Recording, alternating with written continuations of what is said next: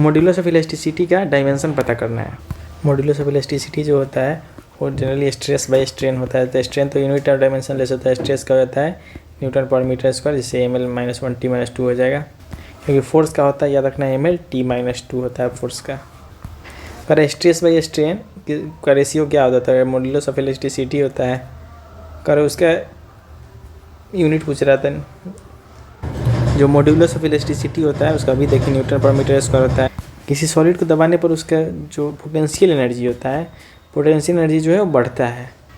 Simply याद रखना है, जब किसी भी सॉलिड को दबाने पर उसका पोटेंशियल एनर्जी जो है वो बढ़ता है। हुक्स का लॉ जो है कब वैलिड होता है, जब वहाँ पे जो डिफॉर्मेशन फोर्स लगाया जाता है बिल्कुल ही छोटा हो, एकदम नेग्लिजिबल, एकदम छोटा हो, तभी जाकर हुक्स लॉ जो है वैलिड होता है। टेम्परेचर बढ़ने पे जो है इलास्टिसिटी जो है वो घटता है। इसको याद रखना होगा, टेम्परेचर जैसे जैसे बढ़ाएंगे इलास्टिसिटी जो है वो घटता है। जो पॉइजन रेशियो होता है क्या होता है, सिर्फ और सिर्फ सॉलिड के लिए होता है।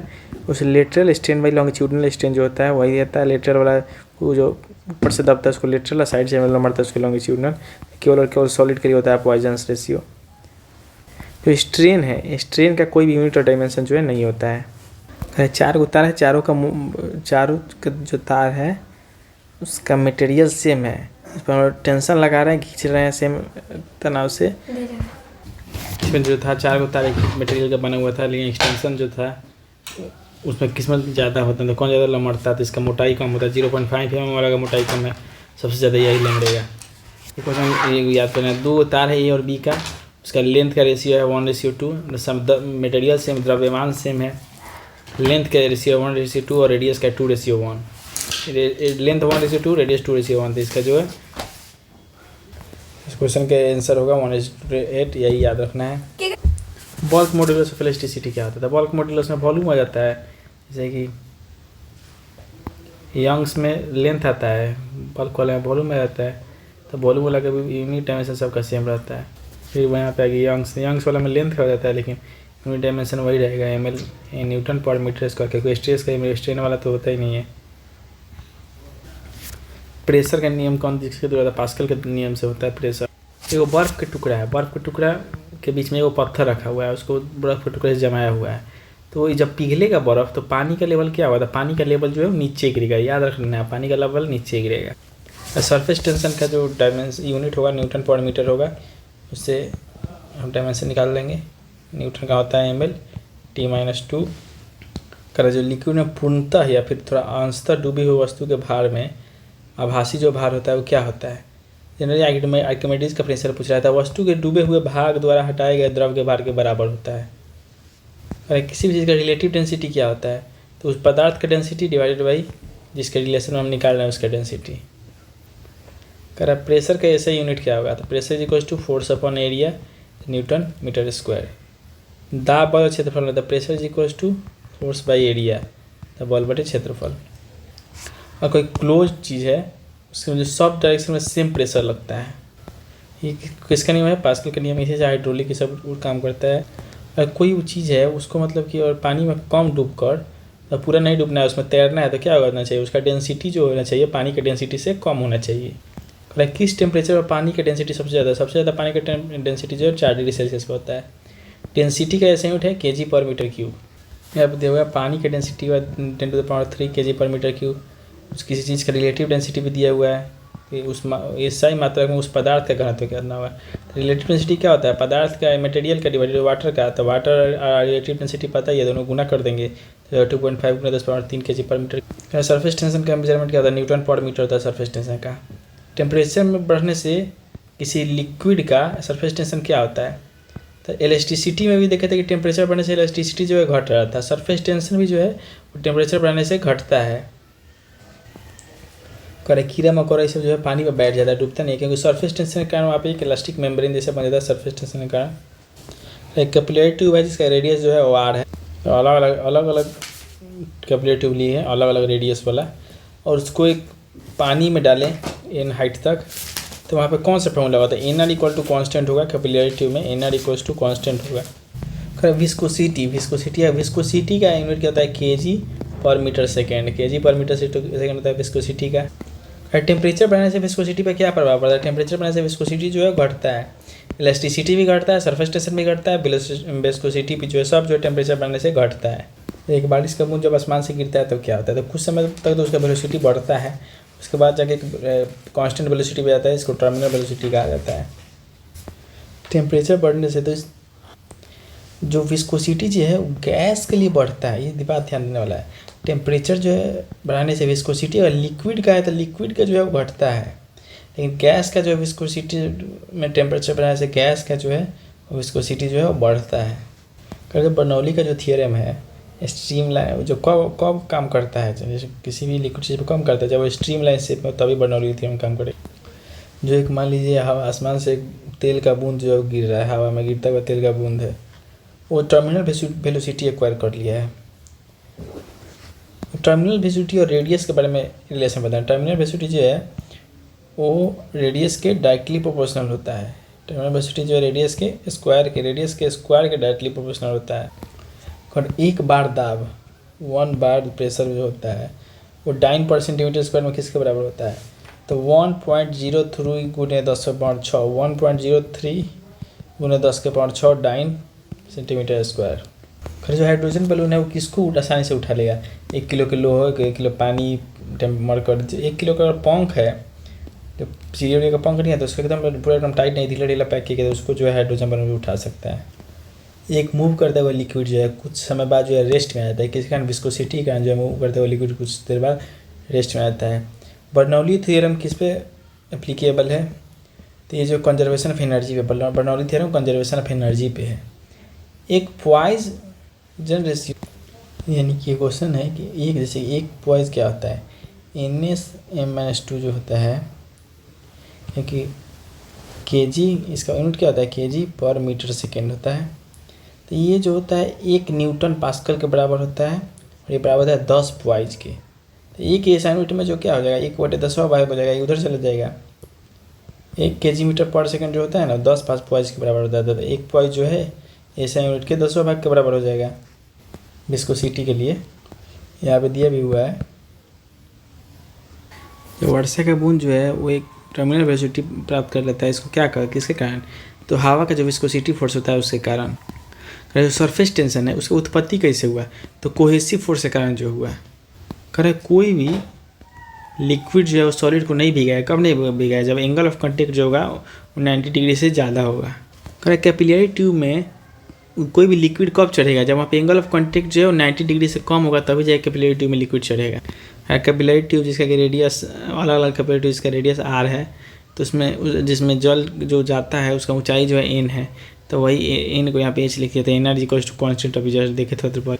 करे जब मरकरी का छोटा छोटा बूंद मिलकर बूंद बनता है तो उसका टेम्परेचर जो है बढ़ जाता है, पारा बढ़ जाता है। पारा बढ़ा होगा तो पारा भी दिमाग का पारा तो टेम्परेचर ही होता है, पारा बढ़ गया। साबुन के बुलबुला के अंदर जो एक्स्ट्रा प्रेशर होता है वो किसके डायरेक्टली प्रोपोर्शनल होता है? सरफेस टेंशन के डायरेक्टली प्रोपोर्शनल होता है। जब सेम एटम जो है एक दूसरे को अट्रैक्ट करता है तो उसको क्या कहते हैं? कोहेसिव। गैस से भरा हुआ गुब्बारा का नाखून या सुई से हम लोग जब छेद करते हैं तो फूट जाता है, क्यों हो जाता है? कि सुई जो गुब्बारा पर नाखून की तुलना में बहुत एक्स्ट्रा प्रेशर डालता है। नाखून में जो है ऐसे रहता है, इसका प्रेशर जो डिस्ट्रीब्यूट होता है, लेकिन सुई जो बिल्कुल पॉइंटेड होता है इसके कारण फूट जाता है। अब ब्लटिंग पेपर में जो स्याही सूखता है वो किसी कैपिलरिटी के कारण। क्वेश्चन है कि लोहा का जो सुई है उसको धीरे से रखने का पानी पर तैरने लगता है, क्यों? सरफेस टेंशन के कारण। और जब बर्नौली का प्रिंसिपल किस पे डिपेंडेंट है? तो कंजर्वेशन ऑफ एनर्जी पे। जो हाइड्रोलिक ब्रेक है वो पास्कल नियम पे काम करता है। इसका आंसर जो ये नहीं, amount of matter in A ball of steel, एक स्टील के बॉल में जो पदार्थ की मात्रा है उसको हम लोग द्रव्यमान कहेंगे। वॉल्यूम जो है, वॉल्यूम यहाँ पर वॉल्यूम नहीं, वॉल्यूम होता है कितना जगह छेक रहा है उसको वॉल्यूम कहते हैं। लेकिन अमाउंट हाउ मच का जो आंसर होता है वो मास होता है। और दूध से क्रीम निकलता है, दूध का डेंसिटी जो है बढ़ जाता है, क्रीम निकलने पर दूध का डेंसिटी जो है बढ़ता है। साबुन जो है कपड़े को अच्छे से सफाई करता है, क्यों? क्योंकि साबुन जो है वो सरफेस पानी के सरफेस टेंशन को घटाता है। जैसे कुछ गंदा चीज़ भी डालते हैं तब भी सरफेस टेंशन घटा देता है। अंडा जो है सॉफ्ट वाटर में डूब जाता है, लेकिन जो नमक वाला जो पानी होता है उसमें तैरता है, क्यों? क्योंकि नमक के घोल का जो डेंसिटी होता है वो अंडे के डेंसिटी से अंडा हल्का हो जाता है, इसका डेंसिटी कम हो जाता है। नमक के घोल का घनत्व अंडे के घनत्व से अधिक हो जाता है, मतलब जो घोल बनता है उसका डेंसिटी अधिक होता है, अब अंडा कम होता है इसलिए अंडा जो है डूब जाता है। इसमें से सबसे अधिक सरफेस टेंशन किसमें? स्टील में जो है सबसे अधिक सरफेस टेंशन है। स्टील में सबसे अधिक सरफेस टेंशन, स्टील एसटी से शुरू होता है, सरफेस टेंशन भी इसी में सबसे अधिक। जब हम लोग कुएँ से पानी की बाल्टी को पूछते हैं तो जितना देर पानी का लेवल रहता है उतना देर तो बाल्टी हल्का रहता है, उसके बाद जो है भारी हो जाता है। क्यूसेक में क्या ना जाता है, जो फ्लो ऑफ वाटर होता है उसको क्यूसेक में नापा जाता है। 1 kg सेंटीमीटर स्क्वायर जो प्रेशर है वो किसके बराबर है? सिंपली याद रखना है 1 kg पर सेंटीमीटर स्क्वायर जो होता है 0.1 बार के बराबर होता है, 0.1 बार के बराबर। फिर अगर 2 kg पर सेंटीमीटर की उठाएगा तो इसी का मल्टीपल में हो जाएगा। करा इसमें से किसके लिए कैपिलिटी, सिर्फ और सिर्फ कैपिलिटी जो है वो रीजन नहीं है। तो इसी में जो पौधों के जड़ों से जल के जो अलग अलग जगह पानी जाता है सिर्फ कैपिलिटी के लिए नहीं चलता है, इसमें और भी अलग अलग मैकेनिज्म काम करता है। लेकिन स्याही का सेकना, भूमिगत पानी जो ऊपर आना या फिर सूती कपड़ा, ये सब जो सिर्फ और सिर्फ कैपिलिटी के कारण ही होता है।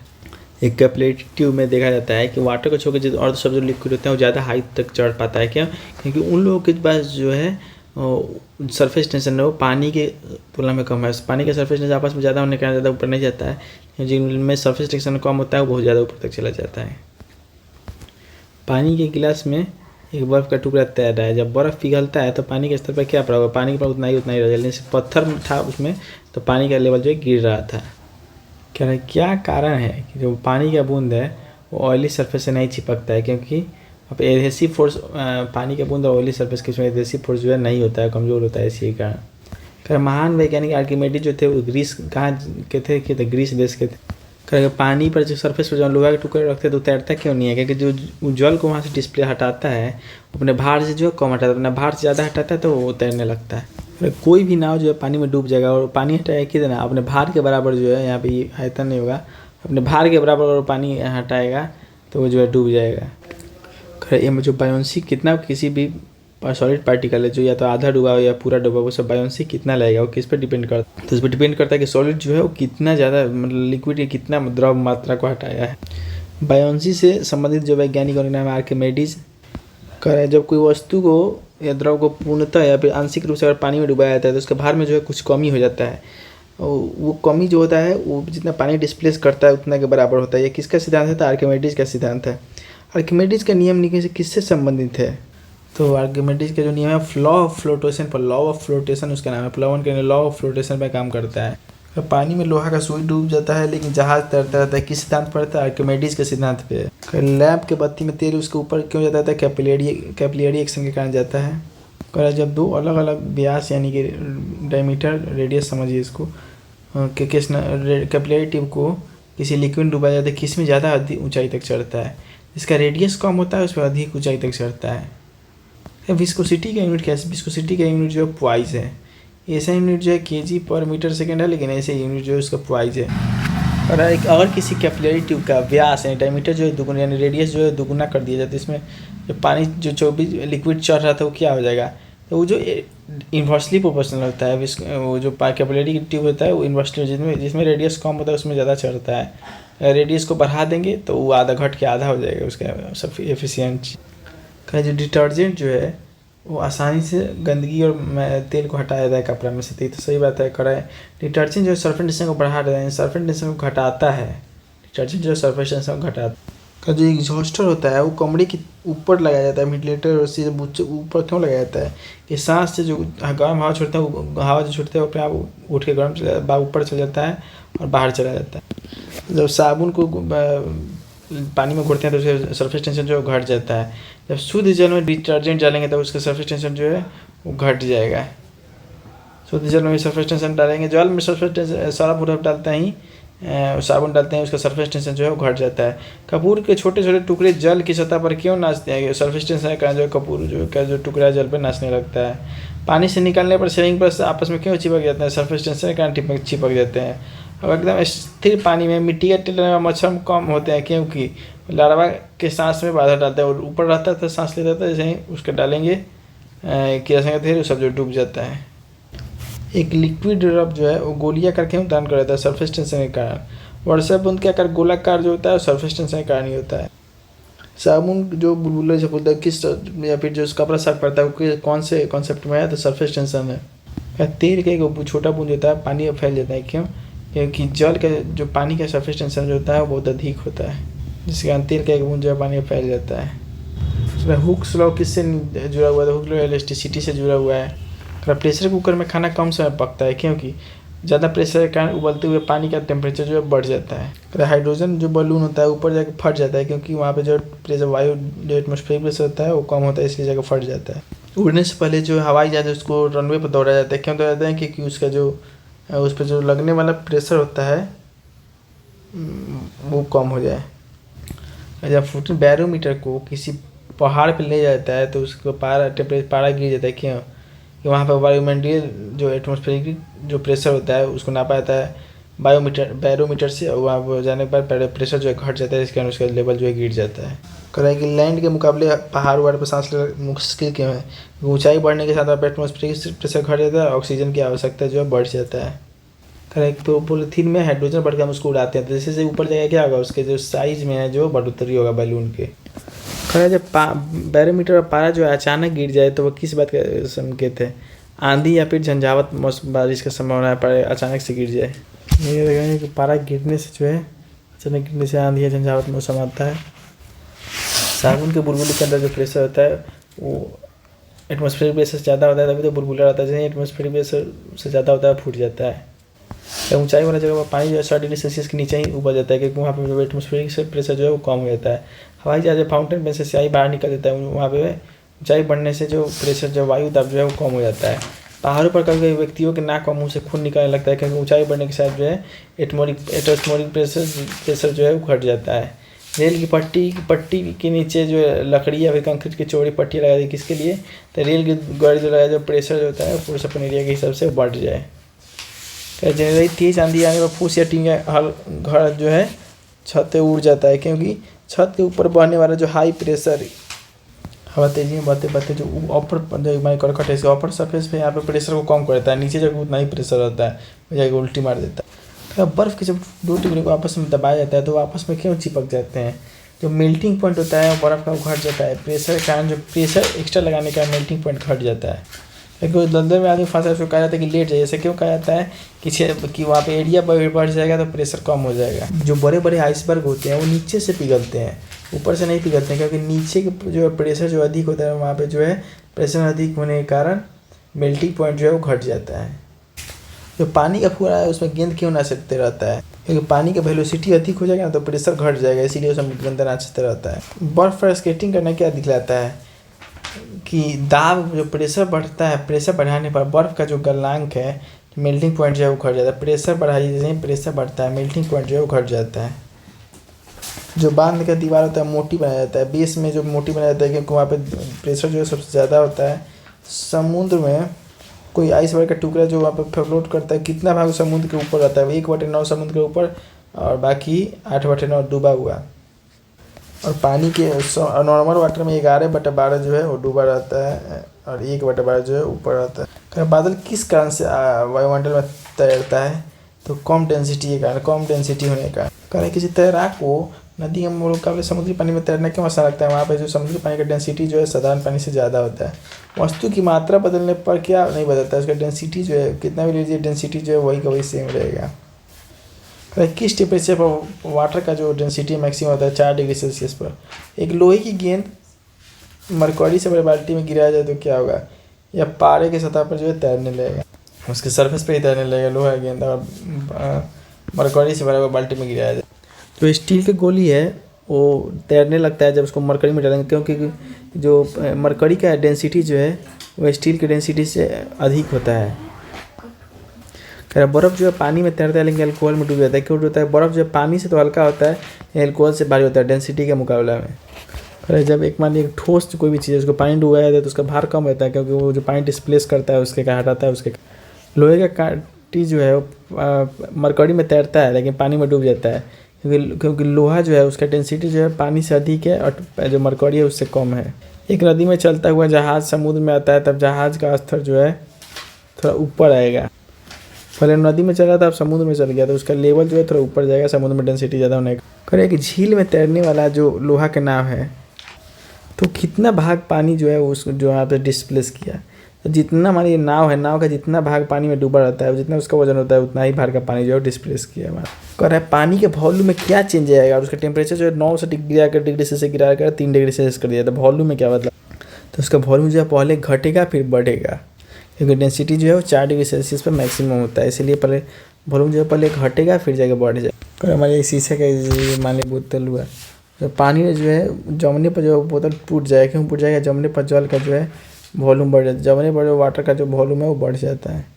तो पूरा एकदम भर के दिए हैं और बैग से जम गया तो बोतल को फोड़ देगा, क्योंकि वो जलने पर पानी का वॉल्यूम जो है बढ़ जाता है। ठंडा के रात में बहुत ज़्यादा ठंडा पड़ना, पानी का जो पाइप जो है फट जाता है। क्या फट जाता है कि जमने के बाद जो पानी का वॉल्यूम जो है वो बढ़ जाता है, जैसे जमता है वैसे पानी का वॉल्यूम बढ़ जाता है, इसी कारण।